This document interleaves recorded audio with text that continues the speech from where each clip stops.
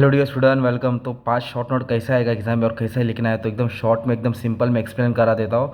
और पाओ पाओ हो सकता है उतना लेक्चर तुम लोग पहले सेंड कर दो, अभी नहीं, पूरा लेक्चर सुनने के बाद। अब तुम्हारा बोलते हैं ना, नजराना पेश कर दो, खुश हो जाएंगे तुम लोग। ओके, तो समझो अभी अमलगमेशन ऑफ कंपनी के ऊपर शॉर्ट नोट क्या आएगा, अमलगमेशन आएगा, परचेस कंसिडरेशन आएगा, कुछ भी आ सकता है। तो अभी मैंने इंट्रो बनाया, क्या तुमको टेक्निक दूंगा, क्या ट्रिक है, कैसे अकाउंट्स का शॉर्ट नोट लिख दो। ओके, चलाओ जाओ। तो अमलगमेशन का मतलब होता है दो कंपनी ज्वाइंट होकर नया कंपनी बनता है। ओके, या फिर एक कंपनी दूसरे कंपनी को टेक ओवर करता है या तो ऑब्जर्व करता है। तो amalgamation of company means combination और merger of two company, combination और मर्जर ऑफ टू कंपनी। और न्यू कंपनी फॉर्म, नया कंपनी बनता है to take over the business of old company. समझ लो, समझ के बंटी लोग। तो अमलगमेशन ऑफ कंपनी का क्या है, अकाउंटिंग स्टैंडर्ड 14 याद है, एएस 14 ब्लैंक्स में भी आ जाएगा। तो शॉर्ट नोट के साथ ब्लैंक्स भी रिवाइज हो रहा है। तो एक एग्जाम्पल डाल देंगे, ए कंपनी अलग है, बी कंपनी अलग है, दोनों जॉइंट हो गए, तो ये भी न्यू कंपनी बन गया। तो जो पुरानी कंपनी होता है उसको ओल्ड कंपनी बोलते हैं, और ओल्ड कंपनी को बोलते हैं ट्रांसफर कंपनी, और ट्रांसफर कंपनी को वेंडर कंपनी भी बोलते हैं पुराना। और जो नया कंपनी बनता है उसको ट्रांसफरी कंपनी बोलते हैं, जो खरीदता है उसको ट्रांसफरी बोलते हैं, या फिर उसको बोलते हैं परचेज कंपनी। ओके, अब अमलगमेशन में क्या है ना, तुम लोग ने मीनिंग बना दिया, मस्त में इंट्रो बना दिया, राइट। फिर एग्जाम में ना तुम लोग और क्या दिमाग लगा सकते हैं, बच्चा मालूम है क्या। तो अमलगमेशन में परचेस कंसिडरेशन होता है। परचेस कंसिडरेशन मतलब होता है कि ट्रांसफर कंपनी को कुछ अमाउंट पे करेगा बिजनेस परचेस करने के लिए। तो बिजनेस परचेस के लिए जो पे करते हैं उसको बोलते हैं परचेस कंसिडरेशन। उसका भी दो मेथड होता है। कितने मेथड होता है, दो। एक होता है नेट एसेट मेथड, जब कंपनी न्यू कंपनी की पुरानी कंपनी का एसेट्स लेके जाता है। एक होता है पेमेंट मेथड, उसको बोलते हैं परचेस मेथड। ओके, इसमें क्या एसेट लेके आएगा, इस पर पेमेंट करेगा, राइट। ये तुम्हारा परचेस कंसिडरेशन हो गया। और एक अच्छी बात बताओ कि तुम लोग परचेस कंसिडरेशन का फॉर्मेट बना सकते हो, एसेट्स और लायबिलिटी को माइनस करके दिखा देने का, अमाउंट डालने का नहीं। और सबसे बेस्ट, तुम लोग को एग्जाम में कोई भी अमलगमेशन का क्वेश्चन आएगा, उसको क्वेश्चन को उठा के तुम लोग एग्जाम्पल दे देने का। This can be explain with the help of following example. जैसे राम और श्याम दिया है, तुम लोग करण अर्जुन डाल देना, नंबर को चेंज कर देना, ये पूरा पैराग्राफ उठा के तुम लोग शॉर्ट नोट में डाल देना। This is the example of amalgamation, in this way purchase consideration calculated. ये तुम्हारा ट्रिक हो गया। ओके, और भी क्या लिख सकते हैं अमलगमेशन में, तो amalgamation deal with AS accounting standard 14। Okay, amalgamation involves combination of two और more company to form new company. New company will have to new name. और इसमें क्या होता है, main purchase consideration word use करना, payment करना पड़ता है। Assets and liability of the old company are transfer to the new company. जो भी इंटरेस्ट होता है शेयर होल्डर का, वो प्रोटेक्ट करते हैं। और purchase consideration is the amount. Purchase consideration क्या होता है, एक अमाउंट होता है that acquiring company is willing to pay to the old company, है ना। ये मस्त में मैंने तुमको इंट्रो बनाया, मेथड बताया। तुम लोग फॉर्मेट बना सकते हो और क्वेश्चन पेपर में क्या लिख सकते हो, क्वेश्चन लिख सकते हो। तो तुमको एक शॉर्ट नोट तैयार कर दिया 5 में, कुछ भी है अमलगमेशन में, ये उठा के डालने का है। अभी जैसे बाकी का भी 4 चैप्टर का मिल जाएगा तो तुम्हारा दिल गार्डन गार्डन हो जाएगा। चलो आ जाओ। तो पाओ पाओ नेक्स्ट टॉपिक है लिमिटेड लायबिलिटी पार्टनरशिप। इसका एक्ट कभी पास होता है, 2008 में पास होता है। ओके, कमेंट में पाओ पाओ कर देना, अगर अच्छा लग रहा है तो बस दुआ में याद रखना। सुनो भी, तो एलएलपी क्या है, ये मिक्सचर है। मिक्सचर मतलब होता है दो चीज़ का मिश्रण है, पार्टनरशिप और कंपनी। पार्टनरशिप जहाँ दो लोग रहते हैं, और कंपनी मतलब बड़ी कंपनी, जॉइंट कंपनी, दोनों का मिश्रण को बोलते हैं एलएलपी।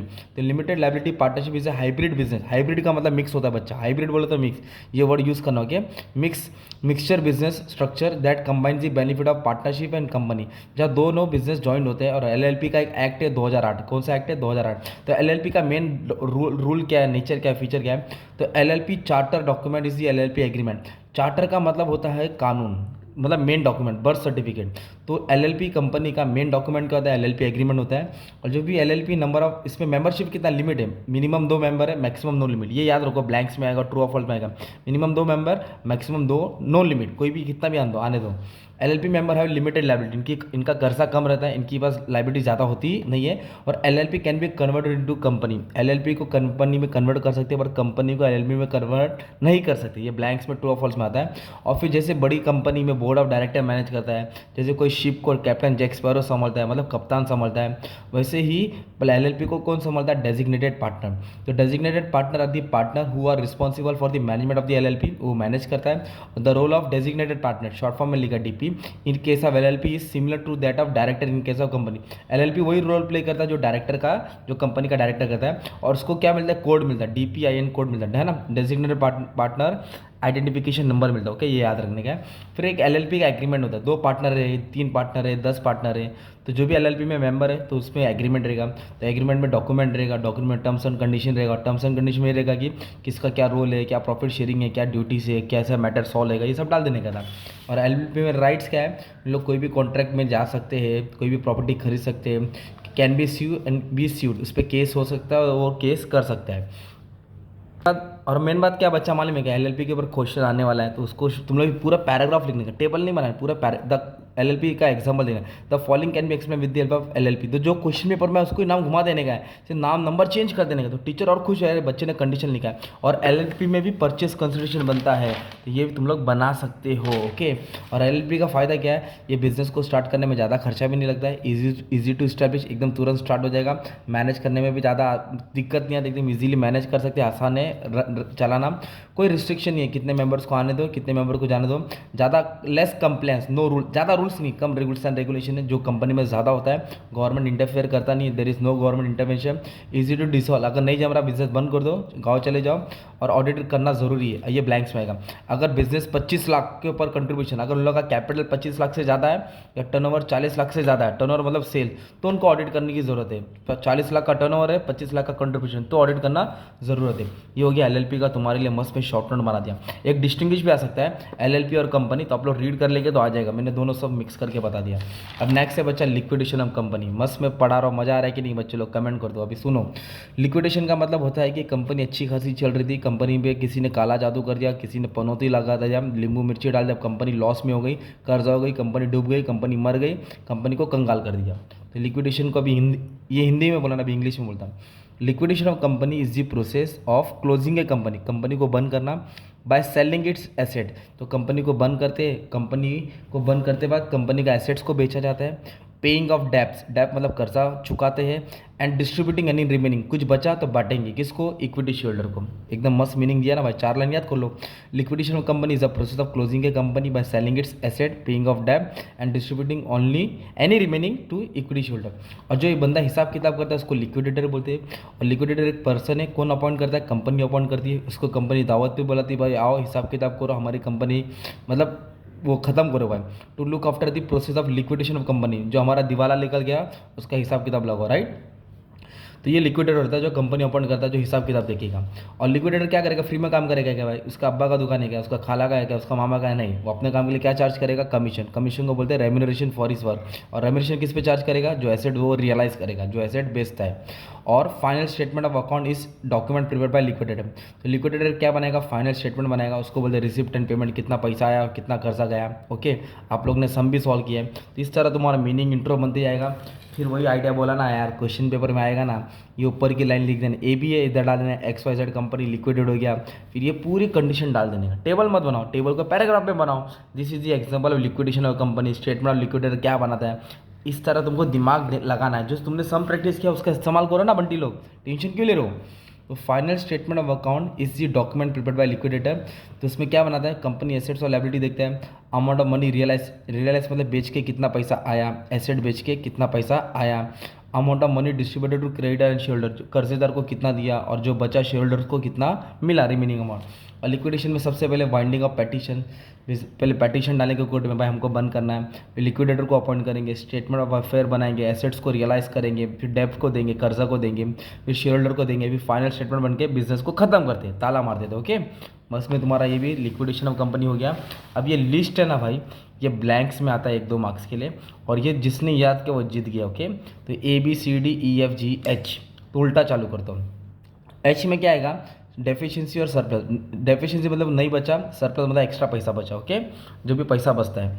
एफ और G, F for preferential holder, equity holder है ना, FG preference share, equity share, preference share, equity share. फिर CDE, सी में क्या आएगा, प्रेफरेंशियल क्रेडिटर, पहला कर्जेदार, फिर डिबेंचर बाय फ्लोटिंग, फिर अनसिक्योर क्रेडिटर। तो याद रखो, preferential creditor, debenture, unsecure, preferential, debenture, unsecure.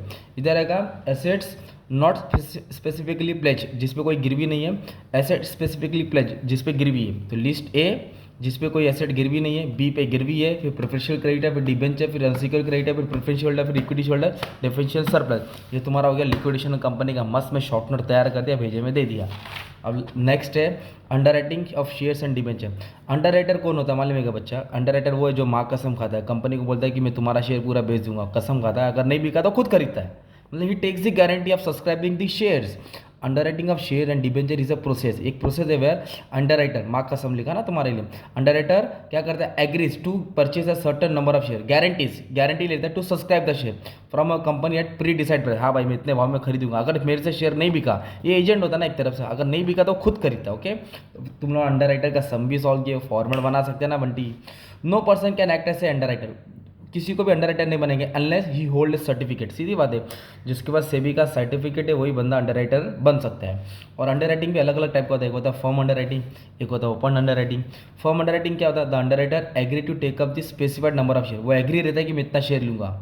His liability is absolute and not conditional, absolute मतलब होता है उसने जितना बोला उतना उतना बेचना ही पड़ेगा, वो बोला कि मैं 10,000 शेयर मार्केट में बेचूंगा तो 10 सब्सक्राइब कराना ही पड़ेगा, okay. Even if is issue is over subscribe, अगर ज़्यादा लोग भी आएगा तो भी उसको उतना माल बेचना है, कम लोग आएगा तो भी उतना ही माल बेचना है, उसको बोलते हैं फर्म अंडर राइटिंग। क्या बोलते हैं उसको, even if the issue is over subscribe, ज़्यादा तो underwriter are liable to take up the agreed number of share, जो बात किया था उसको शेयर लेके जाने का, ये उसका उल्टा है। ओपन अंडर राइटिंग है, under this type of agreement the underwriter agrees to take up agreed proportion of share not taken by the public, जो पब्लिक ने नहीं लिया वो लेगा, इधर लायबिलिटी कंडीशनल है, ऑप्शनल है, he is liable only if issues under subscribe, अगर कम शेयर बिका तो खरीदेगा वरना खरीदने की जरूरत नहीं है। और एक होता है मार्क एप्लीकेशन जिसमें स्टैम्प लगता है और एक अनमार्क जिसमें स्टैम्प लगता नहीं है, तो ये मैच द फॉलोइंग में आता है, ओके। और एक बात बोलूँ ना तुमको, जो मैंने समझाया था, जो अंडर राइटिंग के ऊपर क्वेश्चन आएगा तो इस ये नहीं बनाने का, फॉर्मेट बना देने का, अंडर राइटर का जो फॉर्मेट होता है ना बच्चा, जिससे कि आंसर का जो फॉर्मेट है तुम लोगों ने प्रैक्टिस किया, किधर है बोलती जल्दी आ जा, बच्चों के पास टाइम नहीं, ये फॉर्मेट बना देने का, statement of net under liability of under writing, ये नाम लिख देने का फॉर्मेट, ओके, छोटा सा। अब सुनो, application from stamp with the name of underwriter, it is an application where underwriter has agreed to purchase a specific number of share, जिसपे स्टैम्प लग गया कि मैं खरीदूंगा। अनमार्क उसका उल्टा, those application which do not bear the stamp of underwriter, जिस पे अभी तक कोई भी अंडर राइटर का स्टैम्प लगा नहीं है। And application where underwriter has not agreed to purchase, मैं खरीदूंगा नहीं, तो अनमार्क हो गया। और लायबिलिटी ऑफ अंडर राइटर कैसा है, ग्रॉस लायबिलिटी होता है, ग्रॉस बोलते हैं इसको कि इतना शेयर बेचना है, नेट मतलब उन लोग इतना खरीदेंगे, ये ग्रॉस होता है, ये नेट होता है ना। तो each underwriter to sell specified number of share to the public commission is calculated on gross liability.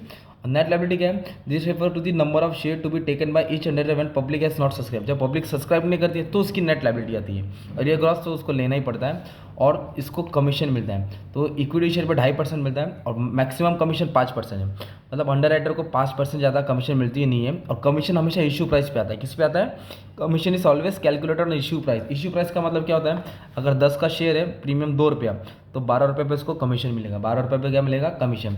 तो मस्त में अंडर राइटर का मीनिंग भी मालूम पड़ेगा, मतलब तुमको अकाउंट्स का सम आता है पर थ्योरी लिखने नहीं आता, एकदम ईजी लैंग्वेज में तुम्हारे लिए मैंने प्यार मोहब्बत में समझा दिया, ऐसे इको कॉमर्स का पूरी बुक उड़ा दिया भाई, टेंशन मत लो। अब लास्ट चैप्टर है भाई, थक गया, देखो तुम्हारे लिए, देखो एकदम सुबह सुबह ही आया हो, बस फजर की नमाज़ पढ़ा, डायरेक्ट इधर आ गया, सहरी करके एकदम रिलैक्स, मतलब पढ़ने के बाद जाके सोता। आ जाऊँ, फॉरेन करेंसी अकाउंटिंग स्टैंडर्ड, अब बताओ पढ़ा रहा कैसे लग रहा है, कमेंट कर देना भाई, 13 मिनट हो गया है। अब देखो, फॉरेन करेंसी बोले तो इंपोर्ट और एक्सपोर्ट, इंपोर्ट बोले तो माल खरीदना, एक्सपोर्ट बोले तो माल बेचना, तो फॉरेन करेंसी जो भी रहता है डॉलर रुपीज़ है ना, वो अकाउंटिंग स्टैंडर्ड 11 किसके साथ डील करता है, accounting standard 11 deals with accounting treatment of foreign currency, okay. और इंपोर्ट का मतलब होता है हम लोग माल खरीदते तो अपने को पेमेंट करना पड़ता है, एक्सपोर्ट मतलब अपन माल सोल्ड करते हैं, बेचते हैं दूसरी कंट्री को, तो पेमेंट रिसीव करते हैं, पैसा आता है, डॉलर को रुपीज़ में कन्वर्ट करते हैं, ओके। तो फॉरेन एक्सचेंज अकाउंट, ये AS11 याद करने के। तो फॉरेन एक्सचेंज में जो भी डिफरेंस आता है, कम ज़्यादा प्रॉफिट होता है या लॉस होता है, वो फॉरेन एक्सचेंज अकाउंट में ट्रांसफर होता है, उसको FEF अकाउंट बोलते हैं। A separate account is use to record exchange difference from the foreign currency transaction, है ना।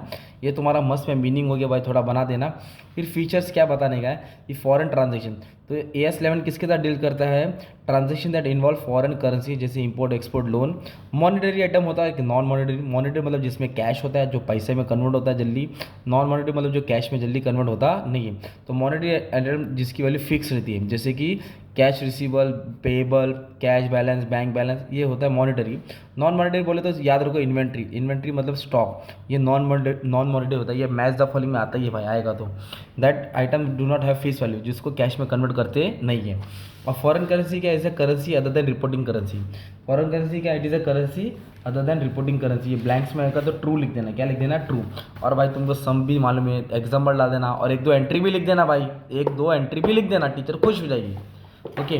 स्पॉट रेट होता है जो तुरंत ऑन उसी दिन सेटलमेंट होता है। एवरेज रेट मतलब होता है मीन निकालते हैं, वेटेड करके निकालते हैं, और ये ज़्यादा करके ट्रेडिंग अकाउंट और प्रॉफिट एंड लॉस अकाउंट के लिए काम आता है।